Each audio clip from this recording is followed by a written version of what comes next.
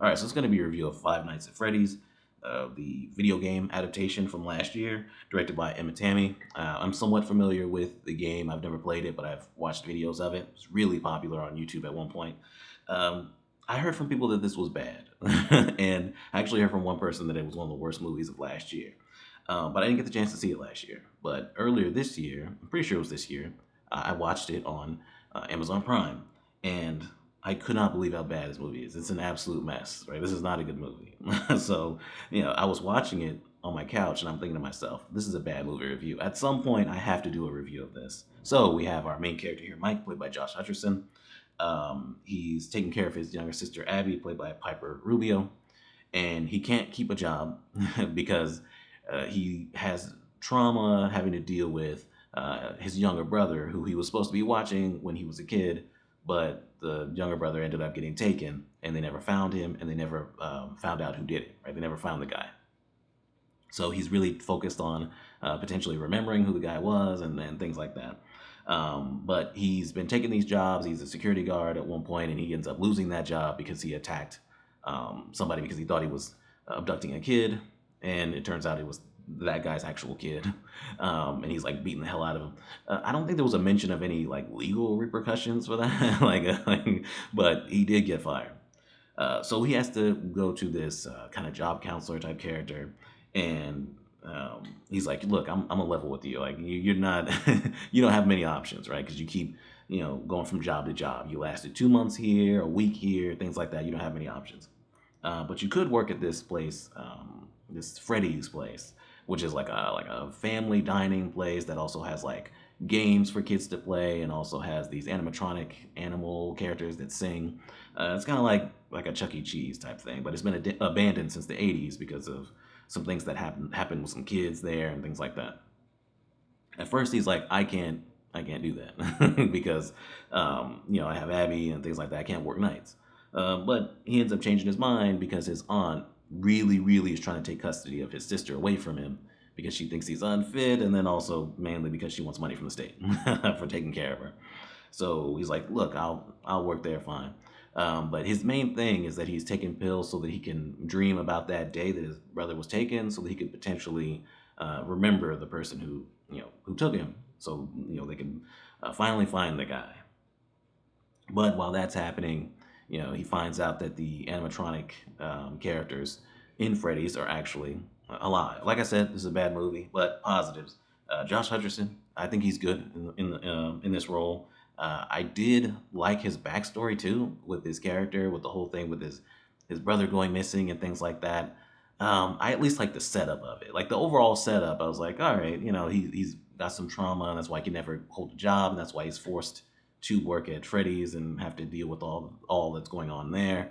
I like that. I like that setup, and I thought Josh Hutcherson was good in the movie. Also, Vanessa, the cop character, played by Elizabeth Lale, I thought she was good. I thought she gave a good performance. Clearly, there's more to her character. She seems to know way too much about Freddy's. I thought she played that well. Actually, I think all the performances are pretty good, other than the actress, the young actress that plays Abby. I don't want to be too mean, but it's pretty much bad child acting, where like her delivery just is off and just it doesn't work. It's okay, Mike. They just want to play. I had a lot of fun tonight. Thank you for playing with me. The movie looks good. Obviously, it's Blumhouse, so I'm sure the budget's low, but it's probably, at least I didn't look it up, but I assume it's a little bit more of a budget than some of the other ones I've seen that look really cheap. Freddy's um, looks good. I would say that it probably looks a little too good because it's supposed to be like a rundown, abandoned place from the 80s that hasn't been touched since the 80s. But whatever. Obviously, there's still stuff going on with animatronics and things like that. So there's probably some upkeep still going on. So I can let that slide. And the animatronic characters from the game, I think they look perfect. Like just about what I would picture that they would look like in a live action movie. That's it as far as positives. We can start off with horror, right? This is a horror movie, right? So, obviously these animatronic things are killing people, things like that. There's a backstory and things, but it's a horror movie. The movie is not scary.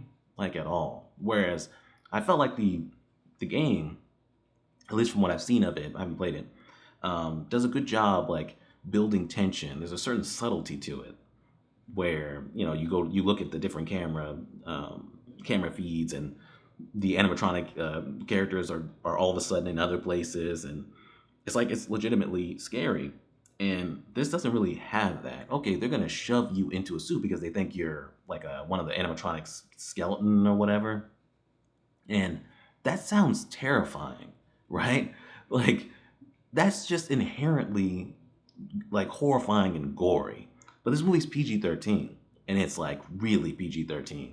So when you have horror happening, when you have these things attacking people, which is mainly that scene where these guys that the aunt paid off to come destroy the place get killed off. That whole thing with the aunt felt like it was unnecessary. There's so much going on in this movie. I was like, you don't really need this going on. And she's meeting with these people and planning illegal things with her lawyer there. It's like, what is he doing there? So I guess we're finished here, unless either one of you has a brilliant idea, which I realize is highly unlikely. Why don't we just kill him? That aspect didn't need to be there. That definitely felt like it was like, well, we obviously can't have Mike die early on or anything like that. Like we need to have somebody dying. So yeah, we'll have these guys go there and get killed, including the babysitter that was there to find some dirt to get custody of the sister for the aunt. The thing is, not only is it not gory like I feel like it should be based on the horror from the game of what the animatronics would potentially do. You just see them with red eyes going after somebody, and then the movie cuts to one of the other characters pretty much immediately, and it's like, what am I supposed to get from that? There's one kill that you get to see the shadow of the babysitter. She like gets like like cut in half, like because she gets like bit by one of the animatronics when one of the ghost kids, which I haven't mentioned yet, we'll get to that, leads her to it. Other than that, like it's just cutaways, and it's like this isn't scary, and it doesn't build tension all that much. There's a jump scare every now and then. It doesn't work horror wise to me, even though I like the setup of him having his the whole thing with his brother get taken, and he's really focused on it. The whole thing with him having a poster up and taking pills just so that he can go to sleep and potentially see or remember what the guy looked like. It's like, if you didn't remember the guy when you were a kid and it had just happened, why do you think you're going to remember it as a grown-ass man? And even if you do see who the person is in one of your dreams, how reliable is that going to be for the police if you take that information to the police? How? Like, I guess you're going to like have like a sketch artist sketches like based on your dream. Like that's not going to hold up. We know that. Like he even says like, I probably sound crazy. It's like, yeah, you do, because this does not seem like it would work at all. But that he is so focused on that. I mean, that goes along with the pacing, where this is our main character in a Five Nights at Freddy's movie, and he does not know that these animatronics are actually alive until like an hour into the movie. It's just like he is so focused on popping pills and and having these dreams, trying to figure out who this guy is. And then also we have the dead kids thing. These kids were taken, they were killed. That's the reason why Freddy's was closed down. So it's the whole thing with the kids.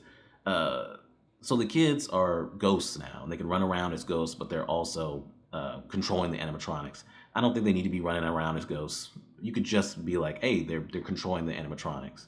That would have been enough. But whatever. Like it's the ghost kids, but then also not only can they run around as ghost kids and control the animatronics, but they can also go into his dreams.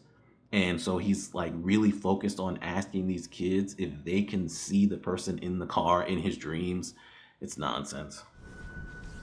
If we show you, what will you give us? Anything. I'll give you anything you want.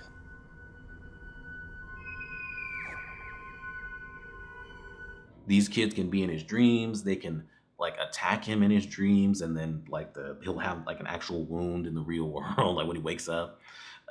It's just Wow. It's a lot, and it's not written all that well. And to go along with the horror not being all that great when it comes to like the animatronics and stuff like that, attacking people. Um, they also have their softer side. I guess their kids, trapped in them. So I guess that makes sense. But they're violently killing people.